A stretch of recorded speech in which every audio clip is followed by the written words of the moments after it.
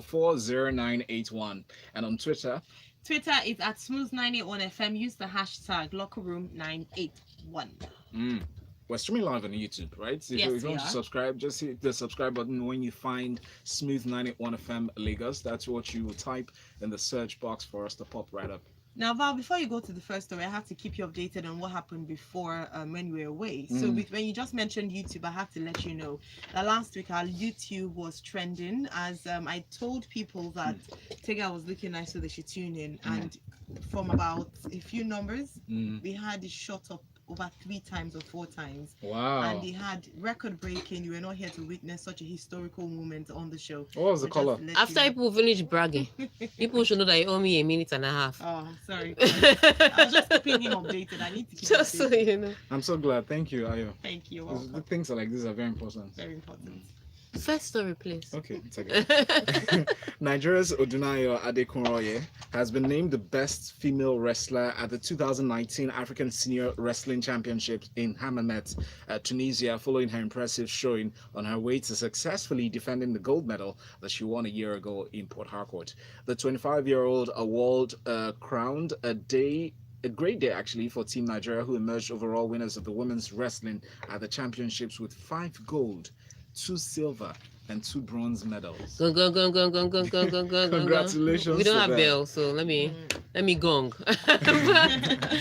But it was a good weekend for the women wrestling team. Again, I have to impress upon the fact that it's a women wrestling team. It's not just all wrestling. And it's Odunayo again. Port Harcourt last year she did this, and then this year she defended her title. So she, in fact, I think I was speaking with somebody on Friday and I said, which women athletes had a great 2018? Because like I mentioned a few names and I mentioned Odunayo. I said, oh, Odunayo always has a great year. Like she has a great year every time. Sometimes you forget to mention her name, but it's so impressive what Honorable Igali is doing with this team. He puts his heart and his soul into it. He's always planning, always scheduling, trying to put competitions together for the wrestlers to go to. And this is the result of that effort. If only he had as much, sponsorship support to help him with the wrestling federation. I wonder what they'll be doing. I mean, with the little effort that he has, he's doing well. See what he's doing, and so we expect that the private sector is listening, just in case you have somewhere you want to put your money. Women wrestling, and I'm glad that women wrestling. We were talking about women football last week. Yeah. About how if we put more money in it, it would definitely thrive. Right, moving away from boxing, we go on to Formula One. Lewis Hamilton warns Mercedes must improve to catch Ferrari.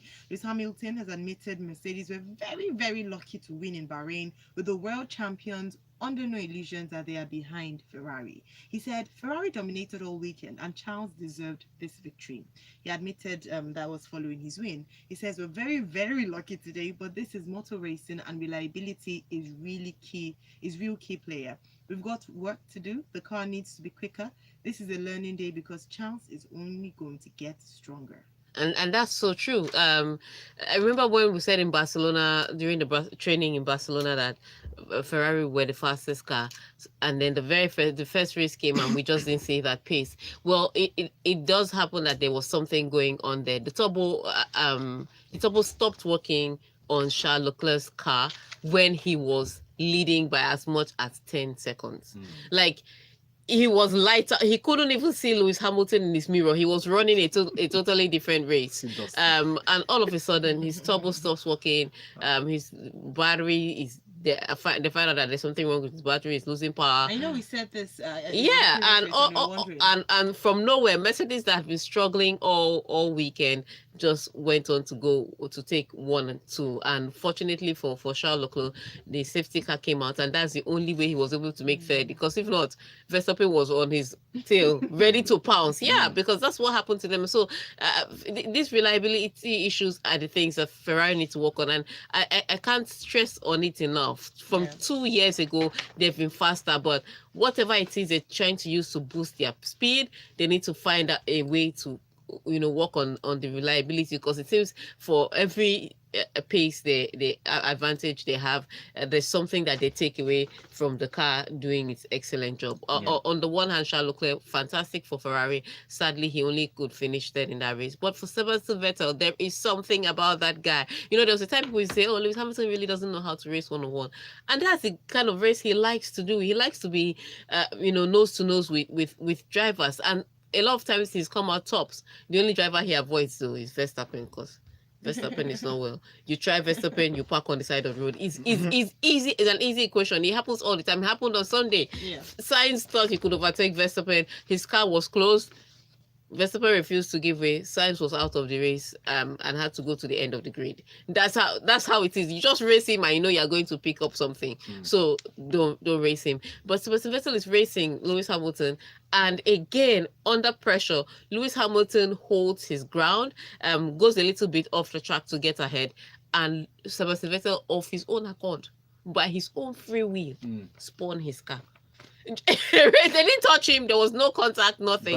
By himself, he spun his car. Then, of course, he accepted this error. He's saying he's still claiming that he doesn't crack under pressure, but that all these things happen. But it was not a good race for Ferrari, because number one, Sebastian Vettel messed up, and number two, Charles Leclerc's reliability issues with his car. So they need to sort that out. But for Mercedes, there is no pace. The thing that's working for them is that they've always been at the right place to take advantage of Ferrari's downfall so far. It's just 2 races, but that's the story of the season so far. So as it is right now, Bottas is still leading the championship because of that 1 extra point he got from last week. Hamilton second, and Verstappen third. No sign of Vettel. Okay. Now, for the ageless Federer, winning never gets old, right? He's 37-year-old now. Federer became tennis first repeat champion of 2019 when he won his 101st career title on Sunday by beating a hobble down John Isner in the Miami Open final 6-1, 6-4. According to him, Federer, when he was interviewed, he said, "This is a good phase, a good stretch for me now. Right now, I really feel super healthy. That's why I've been able to play every day for the last 4 weeks.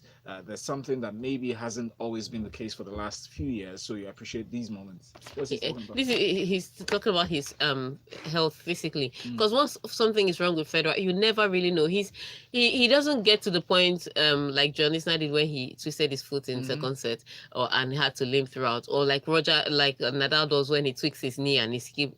You will not see. I've not seen. Keeps going. Yeah, he just you don't know something is wrong until he tells you in the press conference that, oh, I've been struggling with a backache. Oh, we had to see the doctor last week, so you never really know. But he's been in good physical health, and this is what I'm talking about, players that are able to do stuff. Because you look at Dominic Thiem last week, who won the Indian Wells against Roger Federer. Yes. Couldn't. Very first game in Miami, he was knocked out. Those young players don't necessarily know how to go back-to-back tournaments.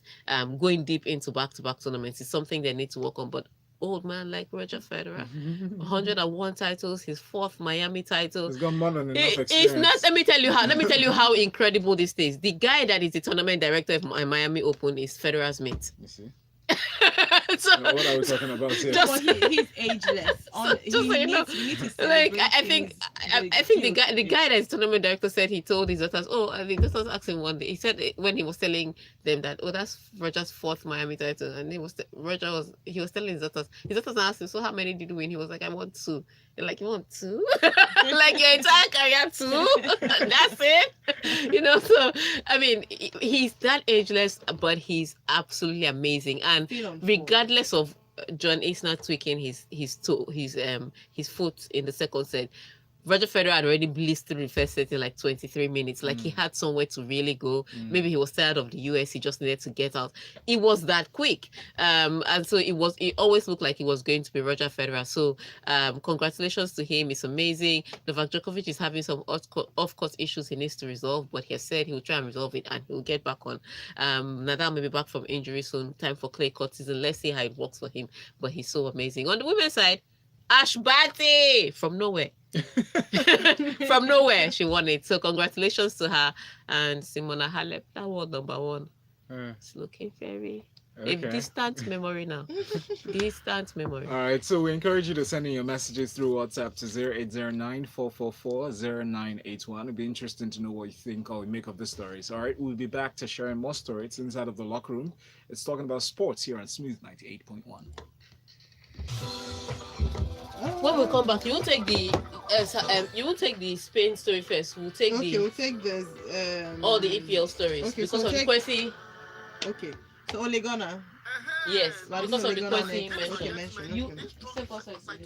Even if you are just angry, as a supporters or fans, you can Ole able to win Gunnar great prize. Solskjaer. And you stand a chance to travel to Tanzania on a hot expense paid trip with the winning team. Also, a chance to meet with the legendary icon in the person of Samuel Eto'o. See posters or visit www.africavibes.com for details. Terms and conditions apply. Yes, My auntie, John, how are you? I did your side. Auntie, I hope you have not forgotten about the money for my mother-in-law's burial. That's not a problem. But you will help me with something. Oh. Anything for you. Okay, first, you will take my car to the mechanic and then you will wash it. And then you See finish. Avoid the shame of see finish and cover yourself and your family with Leadway Family Benefit Plan Plus. For more information, visit EPL, so that. Terms and But I wanted to do we'll do the EPL first. Yeah. Should we then go back to Zidane after Ole Gunnar? No. We'll do the EPL stories, and then we'll go to Zidane after the EPL stories. So 1, 2, 3 stories. Yes. If we have time. Yeah. Back. Time me, I shouldn't take more than 2 minutes on story. Huh? I shouldn't take more than 2 minutes on each story. Okay. Studio, mic's up.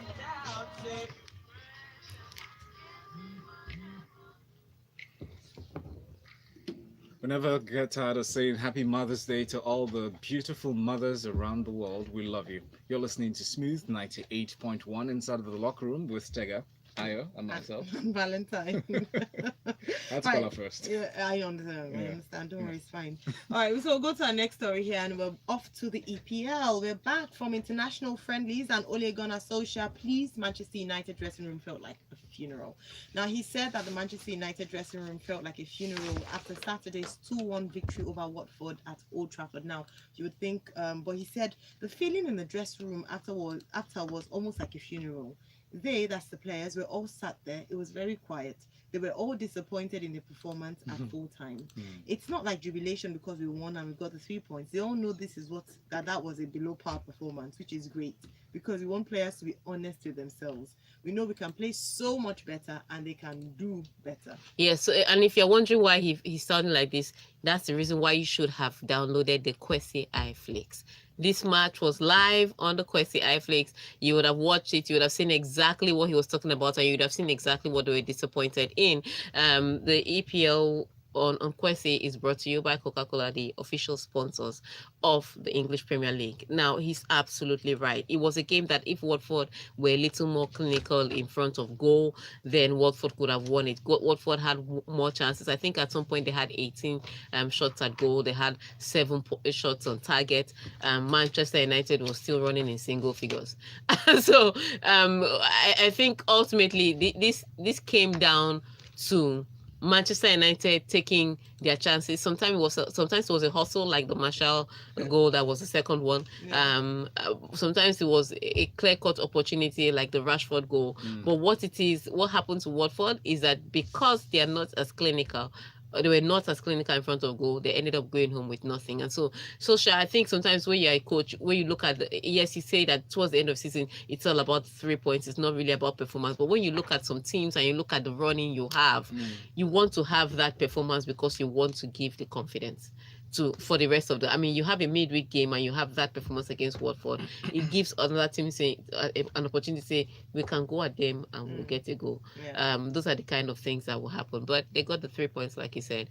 Fortunately for them, they're still in this top 4 fight, and they can still win it. So let's see how it goes. I'm looking, honestly, would it be such a push for Solskjaer if they came tops? Yeah, they'll finish top 4. It's not like he's winning. Would they ever win like the EPL? this year. this season. Yeah, this season. I had to ask. I don't like the way you're laughing. I had to ask her what I was this season she was talking about in the future. I just wanted to know. Please, I'm allowed. No, any chances at all. Let me keep my hope alive or faith alive. Even a praying chance. Oh my God. Like if they prayed for a miracle, you see how fire came out of heaven. It's not happening. Luca from Jabode sent a message. He said, "Good morning. The weekend was explosive for me. Dortmund returning to the top of Bundesliga. Manchester United winning despite playing very horribly. And that referee in Chelsea's game against Cardiff to decide to give Chelsea 3 points. Hugo Lloris error yesterday. I'm not surprised anyway. I hope and pray Newcastle win at Emirates tonight." Lukman, thank you for your message. Please keep yours coming through to WhatsApp 0809-444-0981. Now, Tottenham Hotspur manager Mauricio Pochettino was proud of what he called his team of heroes despite a 2-1 Premier League defeat by Liverpool on Sunday, leaving them with 1 point from the last 15 in their bid for a top 4 finish. In his words, Pochettino said, and I quote, "Overall, I think we were better than Liverpool. I'm very disappointed, but in the same time, it is difficult to explain. I am proud of their performance." He said this as he contrasted with this recent side's defeats by lower-ranked teams. He also continued to say, "I am proud of the recovery from the losses against Southampton and Burnley. We were talking a lot in the dressing room that we're in the top 4, we're in the quarterfinals of the Champions League. We have 7 games in the Premier League. We need to forget everything and focus." Who is this guy's friends? I mean, who advises him? Because I don't know where he gets this. We were heroes and you lost. Yes. You cannot be heroes and lose. Look, and you have to consider the whole 90 minutes, not the fact that your guys were running up and down the pitch. That doesn't count. That's just hard work. You have to work smart also in the Premier League. You have to, in any league. And so every time your team comes up short, the thing is not to say we are heroes. The thing sometimes is to tell your teammates, you know what, we need to round off all that running up and down with some results and with some goals. And they did have the chance to go ahead several times. I mean, with the Sissoko, when Sissoko and Son were, it was 2 against Virgil van Dijk, and Sissoko, of all days, is that yesterday he wanted to score when he could have easily given the ball to Son to score. He also had the other opportunity when it was Dele Alli, Harry Kane, and Dele Alli chose to coil it around, and of course it went over the bar. Those are things that he would tell his forward players that, you know what, you need to be, if you're going to make this top 4, if you're going to stay in this top 4, you need to be sharper than this, because at some point they were almost they're contending for the title. They were never contending to me, but on the table it looked like they were contending for the title.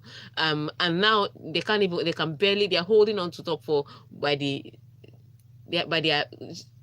I don't even know if it's nail. It's not even nail. They're holding up to it by magnets, because that top 4 looks like it's going to go away. So he needs to stop saying that his players are heroes. When they fail, tell them they failed. Don't applaud it, because what it is that you're comfortable with just being chokers, and they choked. Liverpool, on the other hand, congratulations to them. This was one of the, like in my opinion, their only top fixture in the running. Anything can happen again in the EPL, but this was what I saw on paper as the only top fixture, and it was. But they came out of it tops. Yes, they had to get the luck of an own goal, and Hugo Lloris gave them a gift, but at the end of the day, they're walking away with 3 points. They're top of the table, and pressure back on Manchester City to see if they can top them. So I don't know what Pochettino is talking about. That kind of mentality doesn't win you trophies. He needs to stop it now. I'd be like Solskjaer, be honest with your team. Yeah.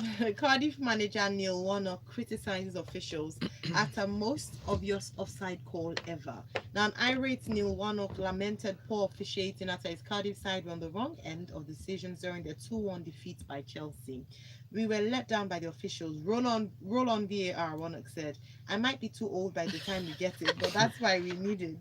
And he said it's the best league in the world, with probably the worst officials at the minute. "I don't know what Mike Riley does with his linesman, but he'll probably get a game next week. They don't understand what's at stake." And that's true. I really want, for once, the FA to not only, I mean, you're punishing managers and players for picking on officials, but you're doing absolutely nothing about the officials. So I think they should should be consequences, because you have to think about it. Cardiff City is struggling to stay in this league. That's a lot of money for a club. It's no longer just a game. This is people's careers and people's profits that we're talking about, making them stay in the league. And they get into a game against a top 6 team that ideally should completely blitz them, and they have a chance to walk away with a point, or with at least a point, and the officials come up short. They had 2 penalty shouts that should have been given, and the referee says no penalty. Then they had what I think was a red card. It was 50-50. Yes, I know some referees wouldn't give it, but I also know that there are some referees that would definitely give a red card. And then they had this offside goal. Like, Azpilicueta was 2 years offside. It's not like he was randomly. He has been waiting in offside since 1992. Like, that's where he's been standing, and the assistant referee didn't even see it. So you're looking at, it's not one call, it's not 2 calls, it's multiple big calls that your team missed. For a team that is battling relegation, it's robbery, and there is no other way to call it. It was a shameful performance by the officials, and I think somebody should have been apologized somewhere, but to apologize would mean to accept your mistake, which is what they never do. So it's a sad one for them. But on the other hand, Sarri profited from it. He thanked everybody. He said he hasn't seen the offside. Managers that are that gain the advantage never see the offside. So it's a sad one for Cardiff, but congratulations to Chelsea. They've gotten one here. But what happens with these kind of things is that they go around. Today they will cheat someone for you. Tomorrow they will cheat you for somebody. So Cardiff is getting their result from when they were cheated against, when Brighton felt cheated against them. Chelsea. We are waiting for yours. Turn by turn. Turn by turn. It comes around. Now let's pay attention to Real Madrid and Zinedine Zidane. He recalled his son Luca to the starting lineup for his side's La Liga clash at home to Huesca on Sunday, giving the goalkeeper his first game in any competition for over 10 months. Now, Zidane, who returned as Real's coach on March 11th after Solari was sacked, named an experimental lineup against struggling Huesca, handing Brahim Diaz his first start for the club since joining Manchester City in January. This is I mean, if this were any other country, nepotism, that's what we'll be shouting. Because think about it, this is the guy's first start in 10 months in any competition, high and low. Any competition, Copa del Rey, clapping hand championship, not anyone. First starting, and he puts his son there.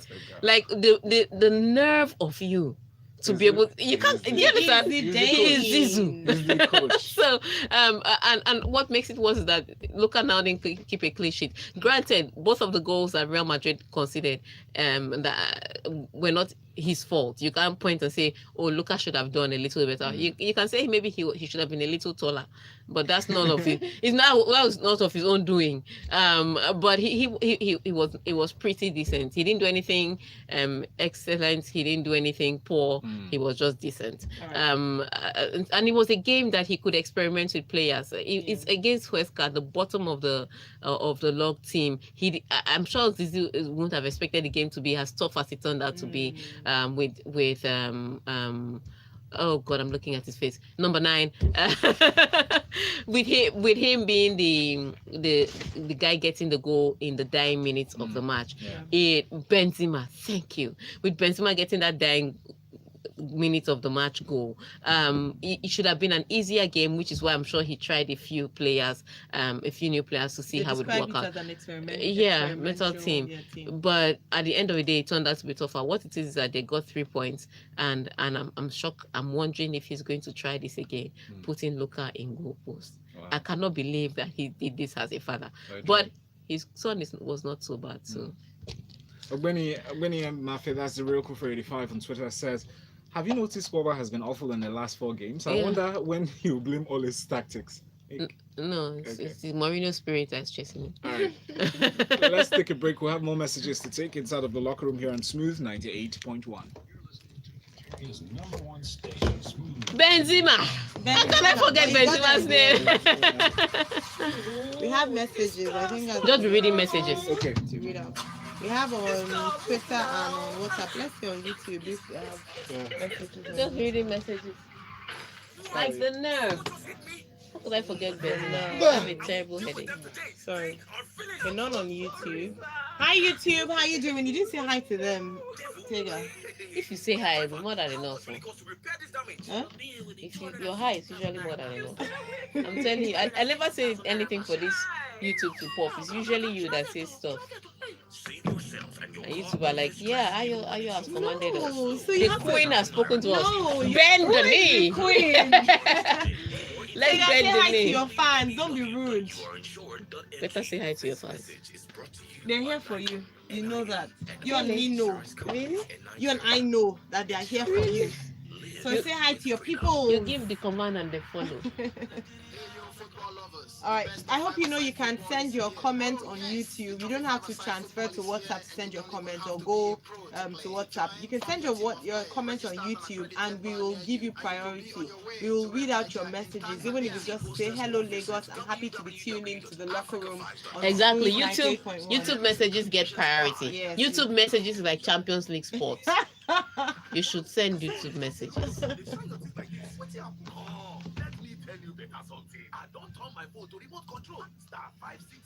Let's read it. I wanted us to do the Italian Serie A, but nothing new there, no drama there. Roma was still beaten.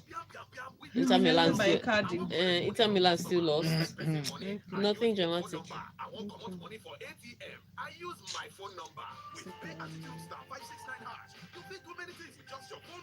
Yeah, I can't believe people are living here when it's cold though. When it's hot too. What? That's a refugee camp.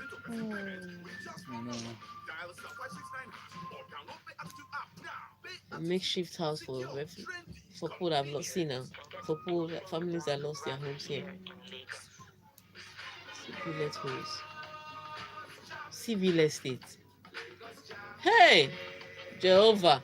My name is Ifoma Odwe. I've lived in Lagos all my life.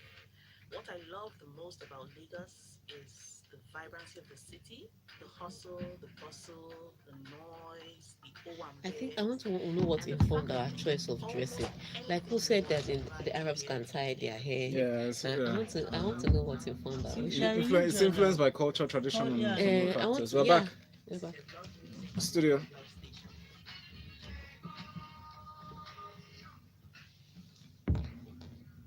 Good morning and thank you for staying with us through the locker room here on Smooth 98.1. We have messages on WhatsApp 0809-444-0981.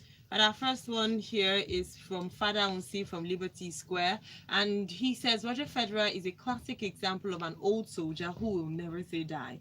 More grease to experience and less chip on youthful exuberance, aka Nicky Royce. Now, the list of victims is endless.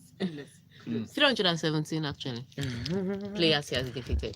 All right, next message. And our next message is from Femi from Festac. Femi says, well, have you noticed, that he said that before, but he said that referee in the Chelsea game is lucky.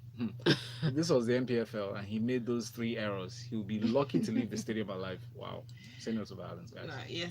Now, Nathan Njoku from Kirikiri Town says, so Man City piled the pressure on us by winning Fulham. Southampton got a very deserved away win to move further out of relegation.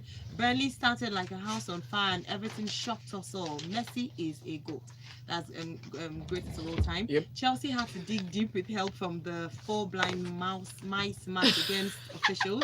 Liverpool, you just had to leave it late. I almost did something on myself, but then again, we are Liverpool and we are top of the league. Oh, Madrid seems to have found their groove back. Thank you for that analysis, Nathan. Thank you. And Ademola from Shangota sent in this one. It says, well, it's so painful to see how Cardiff lost that match yesterday. What do you think, Tega? And from Twitter, we have a few comments here. We read Ogbeni and Nathan. You're here on Twitter as well. Amazing. He says Watford should have won the game in the first 20 minutes of the match, but were too wasteful, and immediately I knew it just won't happen for them. The officials of the Chelsea game were poor, very poor. Rudiger committed a penalty, and that Aspilicueta offside goal. Wow. Yeah, Aspilicueta. All right, thank you very much for your messages and thank you for joining us for the locker room. Make sure to send messages to Tega. All right, let's continue the conversation on Twitter at Tega Supreme, at LIS International, and make sure you stay tuned as always. to Smooth 98.1, because coming up next, Lagos, Ayo and myself. Lagos Sox 981 will be looking at one of the biggest stories from this morning's freshly pressed review, and you get to do the analysis.